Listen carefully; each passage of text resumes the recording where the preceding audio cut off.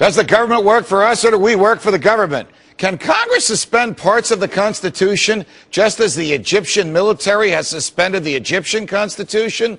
Tonight, freedom and the Patriot Act. Don't think totalitarianism can't happen here. It can and it has.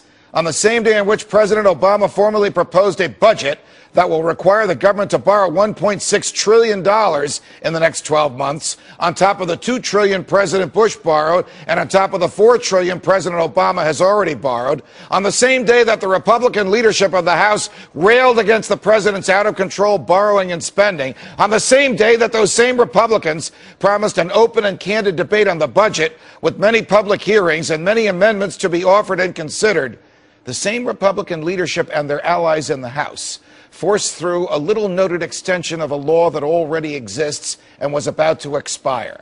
That would be the Patriot Act. Today, your House of Representatives voted to extend some of the most unconstitutional provisions with just 1 hour of debate, with no committee hearings. And even though in the Pelosi years the Republicans promised if they ever took charge of the House, this would never, ever happen, with no opportunity to offer amendments. When the Patriot Act was passed in October 2001, members of the Republican-controlled House were given 15 minutes to read it. It's 230 pages long, and because much of it amends existing law, and those laws must be read along with a new law, it takes a good 20 hours to read from beginning to end. It basically tells federal agents that their version of safety trumps the framers' view of freedom, and they can evade the Constitution they have sworn to defend.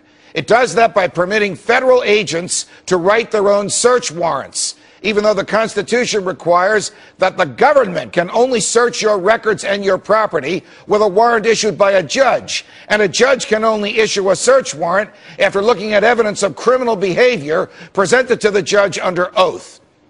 Bypassing a judge violates the Fourth Amendment.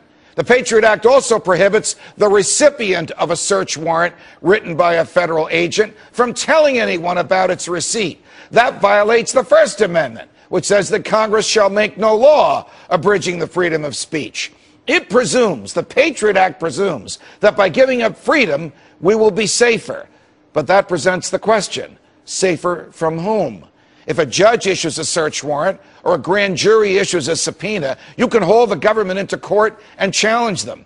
If a federal agent authorizes himself to take whatever he wants from you and the government silences the person from whom your things were taken, there can be no challenge. You will have lost your property, your liberty, and your dignity. Here is what members of the Republican-controlled and Tea Party-inspired House of Representatives did. Once the Senate goes along with this, they permitted any federal agent, without any evidence of criminal behavior on your part, to take whatever records he or she wants from your lawyer, your doctor, your bank, your pharmacy, your telephone provider, your computer server, your local post office, from the supermarket where you shop, from the library where you borrow books, from the hospital where your children were born, even from your car dealer. Is this the life you want? Is this the government the framers gave us? Isn't this what the Tea Party was organized to prevent? We fought wars against government because they did all of these kinds of things to their people.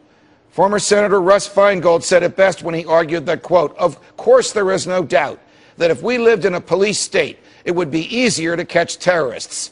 If we lived in a country that allowed the police to search your home at any time for any reason, if we lived in a country that allowed the government to open your mail, eavesdrop on your phone conversations, or intercept your email communications, if we lived in a country that allowed the government to hold people in jail indefinitely based on what they write or think, or based on mere suspicion that they're up to no good, then the government would no doubt discover and arrest more terrorists. But that would probably not be a country in which we would want to live.